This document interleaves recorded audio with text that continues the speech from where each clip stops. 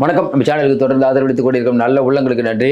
திடீர்னு இன்னைக்கு Amit Shah Interpol, Bharat Interpol அப்படின்னு ஒரு புதிய விஷயத்தை தொடங்கியிருக்காரு. இதனுடைய பின்னணி என்ன? முழுக்க முழுக்க அதானியை தப்பிக்க வைப்பதற்காக இந்த பாரத் இன்டர்போல், அதாவது உலகளாவிய வெளிநாட்டிலலாம் குற்றங்கள் செஞ்சுட்டு ஒரு வேளை இந்தியர் வெளிநாட்டில் குற்றம் செஞ்சாலோ இல்லை வெளிநாட்டுக்காரங்க ஏதாவது நம்மகிட்ட உதவிக்கு வந்தாலோ இந்த ஆன்லைன் போர்ட்டல் அப்படிங்கிற ஒன்று அதை விசாரிக்கும். Online portal for international police cooperation இது பேர். இந்த online portal for international police cooperation என்ன பண்ணுது அப்படின்னா, இந்தியாவில் இருக்கக்கூடிய புலனாய்வு அமைப்புகள் எல்லாத்தையும் ஒன்றிணைக்குது. இது எப்படி அதானிக்கு ஃபேவராக இருக்கும்? எல்லாமே அதானிக்காகங்கும் போது அது எல்லாத்தையும் அதானிக்காக பண்ணுங்க. ஒரே ஒரு சந்தேகம் என்னென்னா, அது என்ன பாரத் இன்டர்போல், இந்தியா இன்டர்போல்னு வைக்க வேண்டியதானே? இந்தியாவினுடைய பிரதமர் தானே. G7 மாநாட்டில் மட்டும் வேடுக்குன்னே மோடி பாரத் அப்படின்னு வச்சுருந்தார். இது அடுத்தவங்களை உசுப்பேற்றுற வேலை. இங்கே நிறைய பேர் நம்ம ஆளுநர் சொன்னார்ல, இங்கே ஆளுநர் சட்டசபையிலேருந்து வெளியில் போயிட்டு ஒரு ட்வீட் போட்டார். அதாவது என்னது கான்ஸ்டியூஷன் ஆஃப் பாரத் அப்படின்னாரு. கான்ஸ்டியூஷன் ஆஃப் இந்தியா தான், அது என்ன பாரத்? அப்போ ஆளுநர் விஷமத்தனத்தை பண்ணுகிறார். மேலேருந்து கீழே வரைக்கும் ஒன்றா இந்தியானா இந்தியான்னு பேர் சொல்லுங்கள், பாரத்னா பாரத்னு பேர் சொல்லுங்கள். இந்த கதையெல்லாம் விட்டுட்டு இருக்கக்கூடாது. இன்றைக்கி பாஸ்போர்ட்டில் இந்தியா பாஸ்போர்ட் தானே, பாரத் பாஸ்போர்ட்டா? அப்புறம் என்ன சிண்டு பிடிக்கிற வேலை? இது எதுக்கு பாரத்னு ஆரம்பிக்கிறீங்க? அப்போ திட்டமிட்டு நீங்கள் அதானியை காப்பாற்ற போகும்போது கூட உங்கள் RSS அஜெண்டாவை முன்னிறுத்துறீங்க பாருங்கள். முதல்ல இந்த இன்டர்போல் எதுக்காக? இவ்வளோ நாள் கொடிய குற்றங்கள் பண்ணிட்டு போனாங்கல்ல, அவங்களெல்லாம் இங்கே பிடிச்சிட்டிங்களா? இப்போ விஜய் மல்லையா அவர்கள் 8000 கோடி கட்டணும், அவர்கிட்ட 20,000 கோடி வாங்கிட்டீங்கன்னு அவரே சொல்கிறாரு. இந்த 20,000 கோடி எங்கே போச்சு? நிர்மலா சீதாராமன் கணக்கு கேட்குறேன்னே அவர் சொல்கிறாரு. பதில் சொல்லுங்கள். நீரவ் மோடி, லலித் மோடி, இப்போ எல்லோரும் என்ன கேட்குறாங்க? தென்னிந்தியாவிலேருந்து போன விஜய் மல்லையாட்டிருந்து வசூல் பண்ணிட்டீங்க, வட இந்தியாவிலேருந்து ஊரை ஏமாற்றிட்டு போன லலித் மோடி, அந்த மோடி இந்த மோடி யாரையுமே விட்டுட்டீங்களே, என்ன காரணம்? இன்றைக்கி நீங்கள் பட்டியலிடப்பட்ட நிறுவனங்கள், அதாவது நிர்மலா சீதாராமனால் அவங்க நிதியமைச்சகத்தால் 50 நிறுவனங்கள் பட்டியலிடப்பட்டிருக்கிறது, ஊரை விட்டு ஓடி ஏமாற்றிட்டாங்கன்னு. அதில் 10 நிறுவனங்களில் 6 நிறுவனம் குஜராத், 4 நிறுவனம் ஜெயின். உண்டா இல்லையா? அதில் கீதாஞ்சலின்னு ஒரு முதல்ல ஃபஸ்ட்டு எடுத்தோன்னே கீதாஞ்சலின்னு இருக்குது. யாருது அது? நீரவ் மோடியோட தெரிஞ்சவங்களது. சொல்லிக்கிட்டே போகலாம். சரி, இப்போ இந்த பாரத் போல் அப்படிங்கிறத பற்றி நம்ம பார்ப்போம். திடீர்னு எதுக்கு இந்த பாரத் போல் அப்படின்னு ஒன்று ஆரம்பிக்கிறாரு அப்படின்னு பார்த்தீங்கன்னா, இன்றைக்கி அதானிக்கு எதிராக பெரிய பிரச்சனையை இன்றைக்கி நியூயார்க் நீதிமன்றம் ஒன்றாக விசாரிக்கும் அப்படின்னு சொல்லிடுச்சு. ஒவ்வொரு நாளும் பார்த்திங்கன்னா அதானியை பற்றி எழுதாத அமெரிக்கன் போஸ்ட், வாஷிங்டன் எல்லாத்துலேயும் அவரை பற்றி தான் பேச்சு. நம்ம ஊரில் ஊரை ஏமாற்றிட்டு ஒருத்தர் போயிட்டாருப்பா, அவரை கண்டுபிடிச்சிட்டாங்க. இன்னும் குறிப்பாக பார்த்தீங்கன்னா இன்றைக்கி அதானிக்கு எதிராக குற்றவியல் நீதி விசாரணை சொல்லியாச்சு. ஃபாரின் கரன்சி ஆக்ட் பிரகாரம் அவர் மீது நடவடிக்கை எடுக்கப்படும். இன்னும் குறிப்பாக பார்த்தீங்கன்னா இன்றைக்கி ப்ரிவென்ஷன் ஆக்டும் அவர் மேலே இருக்குது. செக்யூரிட்டி எக்ஸ்சேஞ்ச் கமிஷனும் அவர் மேலே வழக்கு போட்டிருக்காங்க. இன்னும் குறிப்பாக பார்த்தீங்கன்னா இவரால் பல பேர் பாதிக்கப்பட்டிருக்காங்க அப்படிங்கிறது குற்றச்சாட்டு. இந்த பக்கம் பார்த்தீங்கன்னா இன்றைக்கி இருக்கக்கூடிய நிலைமையில் மிக மிக முக்கியமாக பேசப்படக்கூடியது என்னென்னா, இந்த பிரச்சனையை முற்றி 51,000 கோடி பங்குகளை இன்றைக்கி அதானி வித்துட்டார். கேட்கலாம், என்னங்க திடீர்னு 51,000 கோடி பங்குகளை வித்துட்டாருன்னா என்னங்க குடும்ப கஷ்டம்? நல்லா தானே இருந்தார், என்ன கஷ்டம்னா? இல்லைங்க, அமெரிக்காவில் பிரச்சனை ஆகிடுச்சு. சரி, விற்றது எந்த கம்பெனி? அதாவது நம்ம அதானியும் இன்னொரு கம்பெனியும், அதாவது சிங்கப்பூரை சேர்ந்த ஒரு கம்பெனி வில்மர், அந்த 2 பேரும் சேர்ந்து இங்கே ஆயில் தயாரிக்கிற கம்பெனியை உருவாக்குனாங்க. அதுதான் இப்போ பிரச்சனை. 51,000 கோடி மதிப்புள்ள பங்குகளை ஒரே நாளில் விற்கிறாரு அதானி. அதுவும் எப்போ விற்கிறாருன்னா, நியூயார்க் கோர்ட்டில் எல்லாத்தையும் ஒன்றா சேர்ந்து விசாரிக்கலான்னு ஒன்று சொன்னாங்கல்ல, அது போடுறதுக்கு 2 நாளைக்கு முன்னாடி. அப்போ பணம் எந்த அளவுக்கு பாயுது பாருங்கள். அதாவது ட்ரம்ப்பு ஒரு பெண்ணுக்கு பணம் கொடுத்தாரு அப்படிங்கிற கேஸ் இப்போ வருது. அவர் ஐயா தண்டனையை கொஞ்சம் தள்ளி வைங்க, அதாவது கொஞ்சம் கம்மியாக கொடுங்கன்னு அவர் கேட்குறாரு. கரெக்டுங்களா? ஏன்னா அங்கெல்லாம் நீதித்துறை ரொம்ப வலுவாக இருக்கும், ரொம்ப ஸ்ட்ரிக்டாக இருக்கும். ஆனால் அதானி அவர்களுக்கு இந்த மாதிரி நியூயார்க் கோர்ட்டில் மொத்தமாக அவங்க எல்லாத்தையும் வரப்போகுதுங்க, மாட்டிக்காதீங்கன்னு சொல்லி முன்னாடியே சொல்லிட்டாங்க. அதனால தான் 2 நாளைக்கு முன்னாடி வில்மர் கம்பெனியோடைய பங்குகளை 51,000 கோடி மதிப்புள்ள பங்குகளை ஐயா அதானி விற்கிறார். சரி, இந்த வில்மர் கம்பெனினா என்ன? இது ஒரு பக்கம், இதுவும் ஒரு கிரீன் எனர்ஜி மாதிரி. எப்படி கிரீன் எனர்ஜி அப்படிங்கிற ஒரு கம்பெனியை ஓப்பன் பண்ணி அதன் மூலமாகத்தான் இந்தியாவில் இருக்கக்கூடிய எல்லா மாநிலங்களும் மின்சாரத்தை வாங்கணும் அப்படின்னு மோடி அரசு சொல்லுது. அப்படி வாங்கினாதான் சப்சிடி கொடுப்போம். உதய் மின் திட்டத்தில் எல்லாரும் கையெழுத்து போட்டாங்கல்ல, அந்த கையெழுத்து போட்டதுக்கு விஷயம் என்னென்னா, இதெல்லாம் இதில் இருக்குது பாருங்கள். மின் கட்டணத்தை நீங்கள் உயர்த்தணும், இல்லைனா உங்களுக்கு சப்சிடி தரமாட்டோம். சப்சிடிங்கிற ஒரு வார்த்தையை வச்சுக்கிட்டு, ஏன்னா ஒன்றிய அரசு சப்சிடி தரணும். சப்சிடிங்கிற ஒரு வார்த்தையை வச்சுக்கிட்டு விலையை உயர்த்துறது. இங்கே மாநிலத்தில் விலை உயர்த்தினா மக்கள் போராடும் போது தமிழ்நாடு அரசு என்ன சொல்லுவோம், நாங்கள் என்னங்க பண்ணுறது, ஒன்றிய அரசு சொல்லிடுச்சுங்க, நாங்கள் என்னங்க பண்ணுறதுங்கிறோம். எல்லாமே ஒன்றியம். இப்போ யூஜிசி வரைக்கும் அந்த பிரச்சனை வந்துருச்சு. யூஜிசியை மாநில பட்டியலிருந்து சென்ட்ரல் எடுத்துக்கிட்டாங்க. யூஜிசியை சென்ட்ரலில் கொடுத்தா கல்வியிலும் காவியை புகுத்தக்கூடியது. இன்னொன்று வந்து மிக மிக அக்குறுமான ஒரு வேலை. அதுக்கு நீ தனி தீர்மானம் வர சட்டசபையெல்லாம் போட்டிருக்காங்க. என்ன ஆகுமோ தெரியல. ஏற்கனவே முல்லை பெரியார் அணை விஷயத்தில்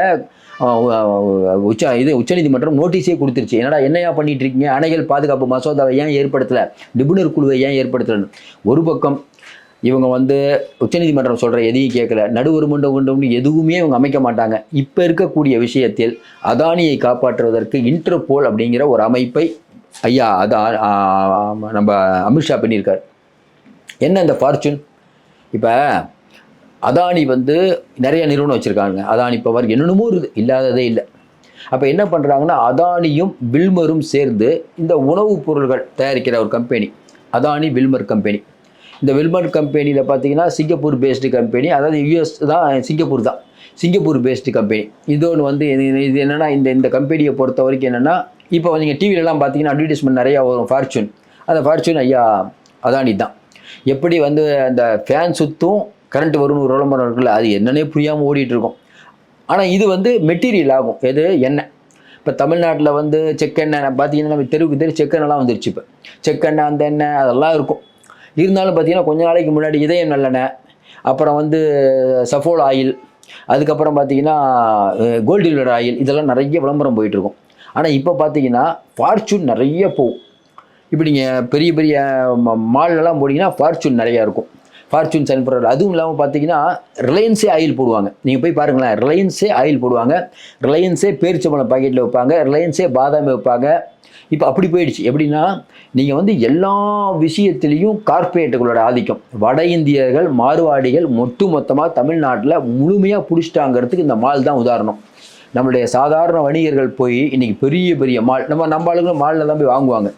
மாலில் வாங்கினோம்னா எல்லாம் ஒரே இடத்துல கிடைக்கும், ஒரே இடத்தில் கிடைக்கும், சிறப்பாக கிடைக்கும். ஏற்கனவே பால் உங்களுக்கு தெரியும், ரிலையன்ஸ் பால் வந்துருச்சு. இங்கே இருக்கக்கூடிய பால் முகவர்கள்லாம் மண்டையை போடுற மாதிரி ஒரு முயற்சியை இன்றைக்கி வந்து பிஜேபி அரசாங்கம் பண்ணிச்சு. கிட்டத்தட்ட அதாவது இன்றைக்கி இருக்கக்கூடிய சூழ்நிலையில் 9 கோடி மக்கள் நேரடியாக இந்த பால் விற்பத்தியில் பங்கேற்று கொடுத்துட்டிருக்கிறார்கள். 15 லட்சம் கோடி இதில் புழங்குது. இதில் வந்து ஒரு அமைப்பை ஏற்படுத்தினார். அந்த அமைப்பை சிதைக்கக்கூடிய வகையில் இவர்கள் புதுசாக ஒரு அமைப்பை ஏற்படுத்துகிறாங்க. என்னென்னா, கார்ப்பரேட்டுகளும் உள்ளே வரலாம் அந்த பால் யூனியன்னு ஏற்படுத்திட்டாங்க. அதனால் ரிலையன்ஸ் பால் வந்துருச்சு. இப்போ இப்படி வந்து பன்னாட்டு கம்பெனிகளுடைய பெருக்கம் பிஜேபிகிட்ட வருது. என்ன பண்ணுறாங்கன்னா, இப்போ தமிழ்நாட்டில் வந்து ஒரு நிறுவனம் இருக்குது, இல்லை வந்து வேறு எங்கேயாவது ஒரு நிறுவனம் இருக்குது. இந்த நிறுவனங்கள்லாம் என்ன பண்ணும், தொழில் பண்ணிகிட்டு இருப்பாங்க. இந்த நிறுவனங்கள் வந்து தொழில் பண்ணுறது அதானிக்கு போட்டியாக இருக்கும். இப்போ பார்த்தீங்கன்னா உங்களுக்கு தெரியும், நம்ம ஏற்கனவே சொன்ன மாதிரி ஃபார்ச்சூனுக்கு போட்டியாக நிறைய நிறுவனம்லாம் இருக்குது. எது நம்ம சொல்லிகிட்டே போகலாம், இதயம் நல்லெண்ணெய் எல்லாம் வந்துட்டுருக்கும். இவங்க கம்பெனியை குறி வச்சு இன்றைக்கி இடி, சிபிஐ உள்ள அமைப்புகள்லாம் வந்து ரெய்டுக்கு போவாங்க.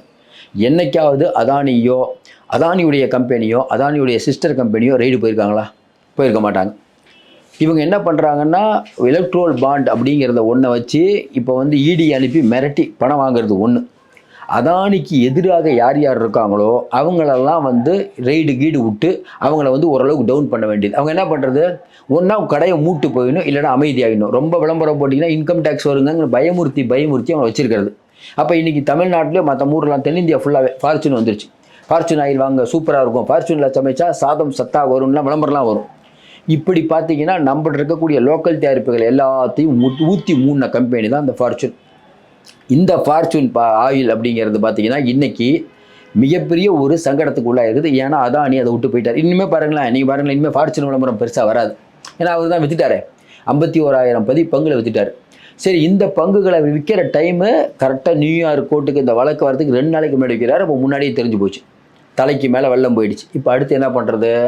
இப்போ வந்து நியூயார்க் நீதிமன்றம் விசாரித்து ஐயா அதானியை கொண்டு வந்து எங்ககிட்ட ஒப்படைங்க அப்படின்னு சொன்னாங்கன்னா இங்கே அவங்களே வரத்துக்கான வாய்ப்பு இருக்குது. அப்போ என்னென்னா, அதுக்கு முன்னாடி அமித்ஷா என்ன பண்ணுறாரு, இன்டர்போல் அப்படின்னு ஒரு இதை ஆரம்பிச்சிடுறாரு. இது வெளிநாட்டு குற்றங்களை தடுப்பதற்காக இன்டர்போல்னு. இப்போ அமெரிக்கா என்ன பண்ணும், எங்கள் இன்டர்போல் உதவியை நாடும். இன்டர்போல் யாருது? ஐயா மோடியோடது, அமித்ஷாவோட. அவங்க தானே போட்டிருக்காங்க இந்த online portal for international police cooperation அப்படிங்கிற ஒரு யூனிட். அதானியை பற்றி விசாரிக்கும். அவங்க என்ன அவங்க கொடுக்குற அறிக்கை தான் அமெரிக்காவுக்கு. ஏன்னா இதுதான் வந்து அதிகாரப்பூர்வமாக அரசாங்கம் தூங்கிய அமைப்பு. கேட்டால் நம்ம அமித்ஷா என்ன சொல்கிறார், ஏங்க இதை ஆரம்பிக்கிறீங்கன்னா, சிஐஏ இருக்குல்ல, அதாவது நம்ம உளவு அமைப்பு இருக்குல்ல அமெரிக்காவில், அதே மாதிரி இங்கே நம்ம அமைப்பை ஆரம்பிச்சிருக்கோங்க. ராலாம் இருக்குல்ல, அந்த மாதிரி இது ஒரு அமைப்பு.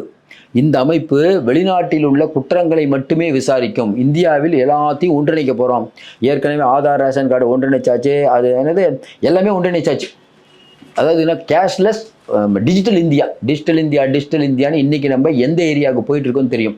ஏற்கனவே நம்ம தமிழ்நாட்டில் ஆவின்லேருந்து பக்கத்தில் வந்து இது நம்ம கர்நாடகத்துலலாம் இருக்குது, அதெல்லாம் தூக்கிட்டு ஒட்டு மொத்தமாக அமுலுக்கு கொடுக்க போகிறது. அது ஒரு பெரிய ஓடிட்டு இருக்குது இந்தியா முழுக்க. எல்லாமே ஒரே குடையின் கீழ் வரணும், அது இந்த குடையின் கீழ் வரணும்.